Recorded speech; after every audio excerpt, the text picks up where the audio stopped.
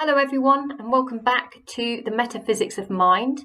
And after looking at a kind of introductory session last time where we were looking at the language involved in the philosophy of mind and also looking at the nature of what we mean by mental states, we're going on to our first proper theories today then, and we're going to start by looking at dualist theories of mind. So we should know really by just looking at that word dualism that this means something, doesn't it? And I'm sure you all know that it means two things. And we've got two lots of dualism. So the first one that we're looking at is called substance dualism. And this is the idea that as people, we are composed of two separate substances. We have a body and we have, I shouldn't really be drawing this at all because it doesn't look like anything. We have a mind. Now, when we use the word substance, what we mean is that it is something that's not dependent on anything else for its existence. Okay.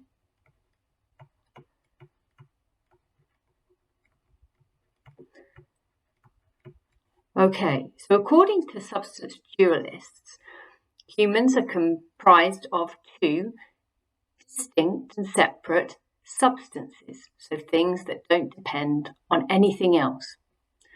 So we have got a mental substance, and we know that to be called a mind or a soul, and a physical substance, which we call body. Now, the other idea of substance dualists is the mental, so our mind, is not the same as, it's not reducible to the physical, the body. The mind is not the body. It's something very different and separate to the body. And the main type of substance dualism we're going to be looking at is the dualism, it's called Cartesian dualism. So it's looking at him again, isn't it? Descartes. Oh, I'm going to flick slide just a moment and just make you aware that this substance dualism isn't the only type of dualism that we've got to look at on our course, because we've also got to look at property dualism. Now, this is very different to substance dualism because it's the idea that we only have, humans are made of one physical substance, okay?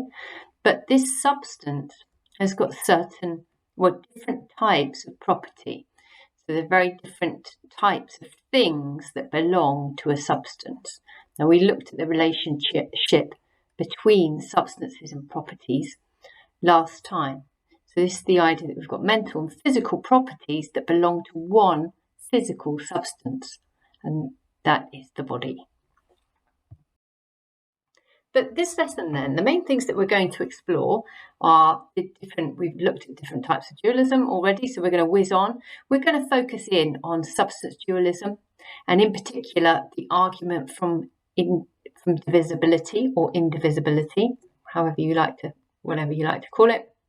And we're going to look at some really specific objections to the argument from divisibility, and we will cover those when we get to it. So let's start. Let's make a start. What is substance dualism then? Well, remember, a substance is something that, it doesn't. So it doesn't rely on anything else for its existence. And substance dualism is the idea that a person is made up of, that's right, two substances, a mental substance and a physical substance. And substances can have properties. So these are things that depend on the substance. So we've got mental properties that belong to a mental substance. So we can have thoughts, feelings, desires, emotions. These are all properties that belong to the substance. This is the substance. And because it's substance dualism, we've got another one of these, because we've got two substances. And we might have legs, hair, a heart. All of these things are properties of a substance. And that is the body. Okay? And remember that properties have to belong to a substance. Okay? They cannot be independent like a substance.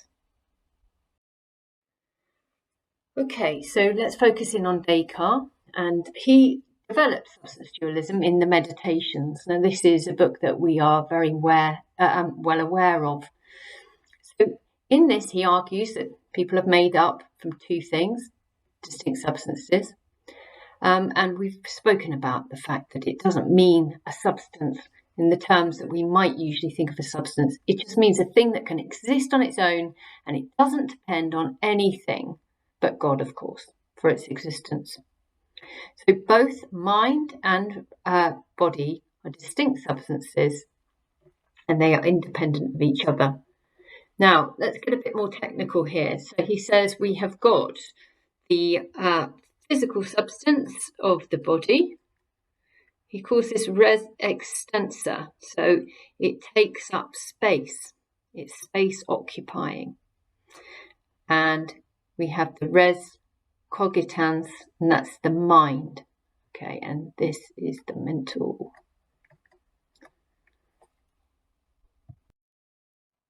Okay, so let's have a look at an extract from Meditation 6.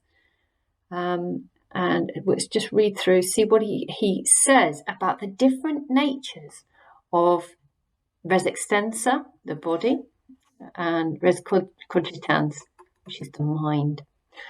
Okay, there's a great difference between the mind and the body. Whereas every body is by its nature divisible, the mind can't be divided.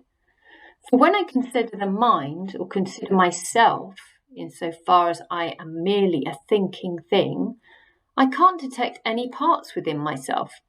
I understand myself to be something single and complete.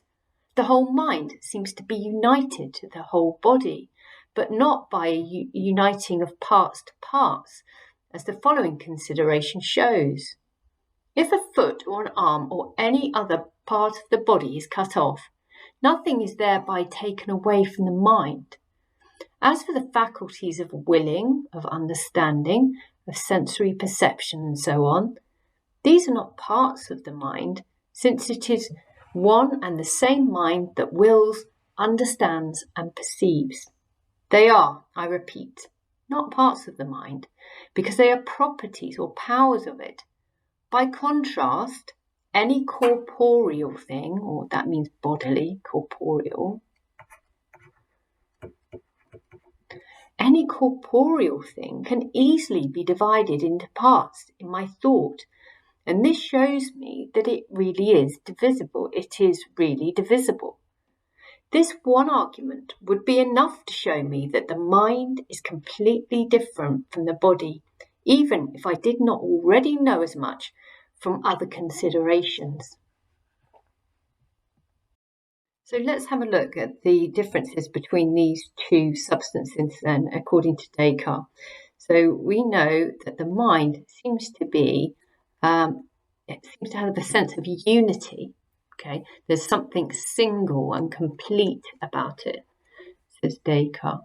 And the key thing that he is talking about here is it is indivisible. It doesn't have parts. It can't be broken down into parts.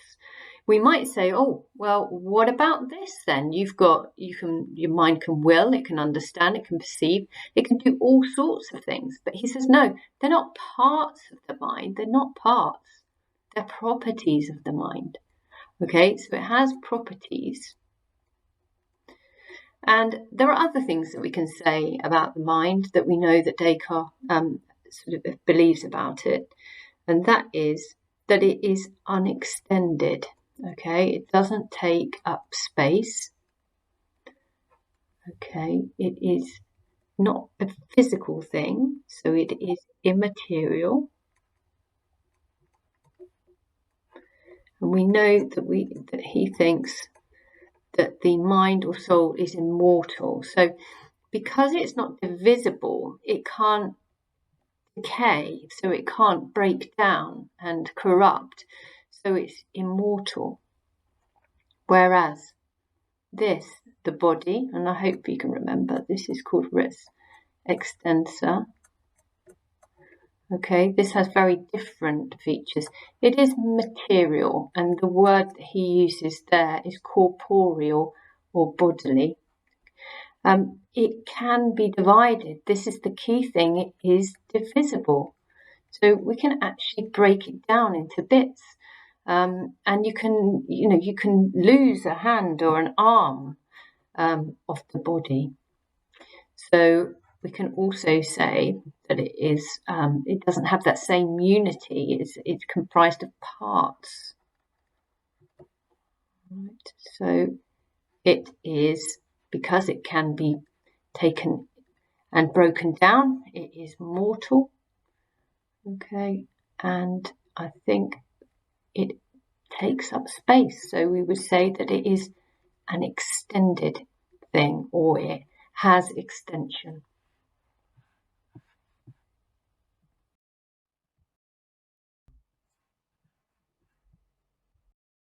Okay, so what we're doing is we are winding ourselves up to arrive at the divisibility argument that Descartes gives us.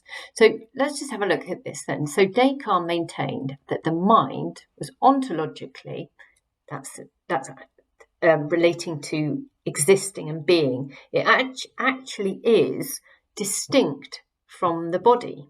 Okay, it's got so many different features to the body that they cannot possibly be the same substance. So, for example, we've seen that the mind is not a physical thing. It doesn't take up space.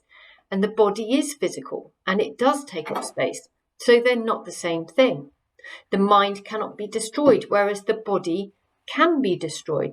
So we have to see that the two have to be separate things because they've got different features. So this is leading us into this argument, the indivisibility argument that we see in Meditation 6. So it goes like this, really, the simple version. My mind is indivisible. My body is divisible. Therefore, my mind is not my body. Okay, so what we've got are two separate substances. We've got dualism, because my mind is not my body. They're two separate things. Okay.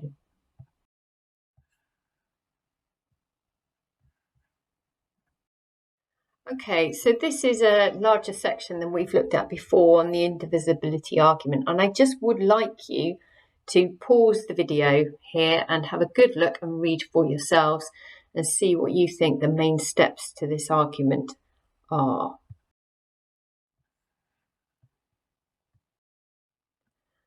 Okay, so after looking at that, and we've looked at the very basic run through of the indivisibility argument, we need to be aware of this.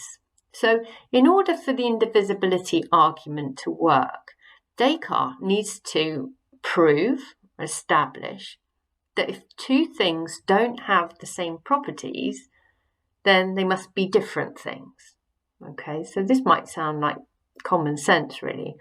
If two things don't have the same identities, the same properties, then they must be different. So how does this happen? Well, Descartes is really using what we have come to know as Leibniz's Law of Indiscernibles here. Okay.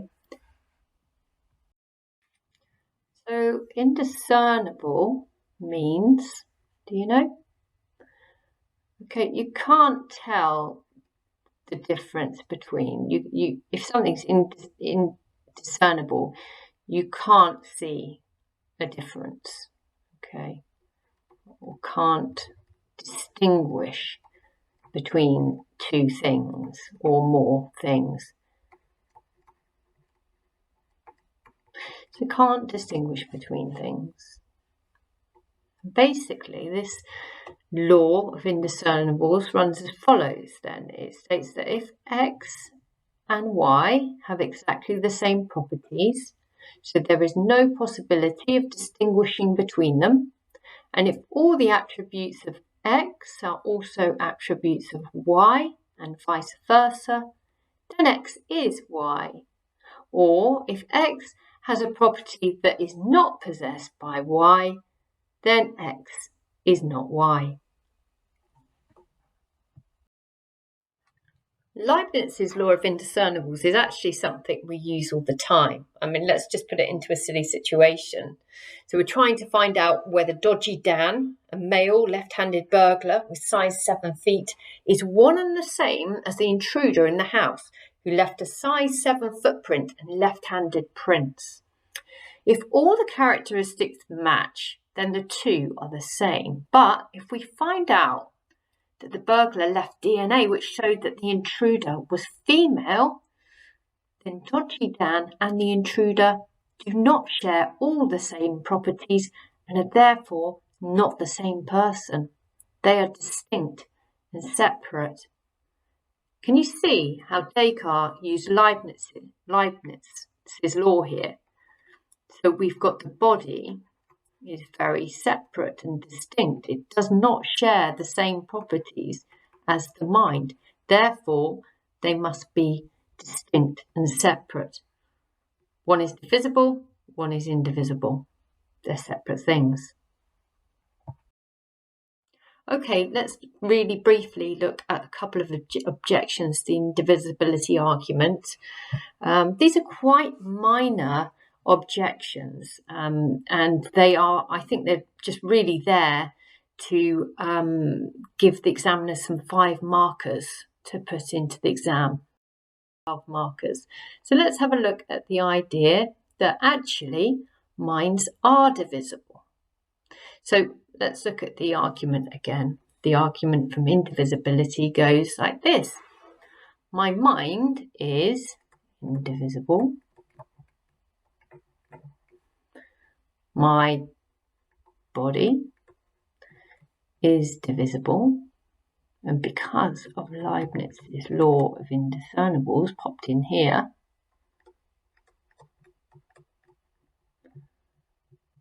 the two things don't share the same properties, so they must be different. My mind is not my body.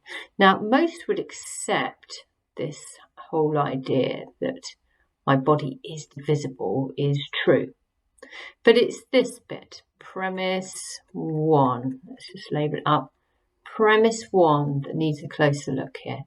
My mind is indivisible. Is it? Is it really? Let's have a look. Okay, well, some claim that actually Descartes does speak of the mind having bits to it. You know, we speak of faculties of the mind, such as imagination and understanding. Doesn't this mean that we're actually talking of a divided mind when we talk about these different parts? Parts? Question mark. But no, Descartes has made this clear, hasn't he? That he says, as to the faculties of willing and understanding, sensory perception and so on, these cannot be termed parts. No, they're not parts, since it is one and the same mind that wills and understands and has sensory perceptions. So this is clearly Descartes saying, wait a minute, the mind, I've never said that it doesn't have lots of properties, and this is what you're talking about here, willing, understanding. These are all faculties of the mind, things that the mind can do. It doesn't mean that the mind is indivisible. So Descartes is making a distinction between the mind and the functions of the mind, which I think is fair enough. Okay, perhaps a better point on the same objection that the mind is divisible comes from psychoanalysis and people like Freud, who would say that actually the mind does have parts. And those of you that do psychology will be familiar maybe with the idea that the mind has got different kind of layers to it. It's got the ego, the superego, and the id. So most modern thinkers now disagree with Descartes' argument that the mind cannot be divided, because psychoanalysis divides the mind up in many different ways. And there's certainly one thing that is agreed upon, that there's a conscious and an unconscious aspect to the mind. Okay, so maybe the mind is divisible, and we could argue directly against Descartes here. Now, this is a kind of a point that is slightly coming off this, and whether we ever have any idea of a mind at all. Okay, so when we think of our minds, Descartes says we are aware of a united thing. Well, let's think about that. When we do think of our minds, do we have any concept of mind? And it's David Hume, our old friend here, and he makes a very good point here, that actually when we think about our minds, we never have a concept of mind. We're always aware of some thought, feeling, sensation, some instance, if you like, of something. Let's see what he says here. So for my part, when I enter most intimately into what I call myself, I always stumble on some particular perception or other, heat or cold, light or shade, love or hatred, pleasure or pain. I never catch myself at any time without a perception, and can never observe anything but the perception. I can't have a concept of mind, because all I have of these experiences, these instances. So Hume questions Descartes' claim that when we actually introspect and think, we experience our minds as a unity. Hume says we don't. When we introspect, we're just aware of one experience after another. In fact, Hume thinks instead of having a mind, we're just a bundle or series of experiences. Okay, so in a way this is related to that point, or it's another objection altogether, really, that we could use against Descartes' arguments here. Now, really quickly then, the other objection you need to be aware of is that not everything thought of as physical actually is divisible. Now, most things that we think of as physical, you can divide them up, break them down. But there are things like physical states, such as being hot or tired. And these states, it doesn't make sense to try and divide these. So half hot, half tired. Something that Michael Lacewing talks about as an example of a physical thing that isn't divisible is something like a force field that you couldn't divide up into bits. So I think this is a very minor objection. I think most of the time we think of everything as physical as divisible. We'd go along with Descartes. But there are the odd cases that maybe we might want to point out. And what we're trying to do here, remember, is we're trying to show that actually the mind and the body, they share all their properties. We're trying to object to Descartes by saying mind and the body are the same. So we don't have two things. We don't have a separate mind and a separate body. We just have, the body. So that's what we're up to here. But that was actually, I don't think, a very substantial objection at all. So you can dismiss it with ease in an essay. So today then we've looked at briefly the different types of dualism we're going to look at. We've outlined what substance dualism is and the argument from indivisibility, and a couple of the objections that you need to know. The mind is divisible and not all things are divisible. Not all physical things are divisible. And next time, we're going to go on to another argument for substance dualism from Descartes, and it's called the conceivability argument.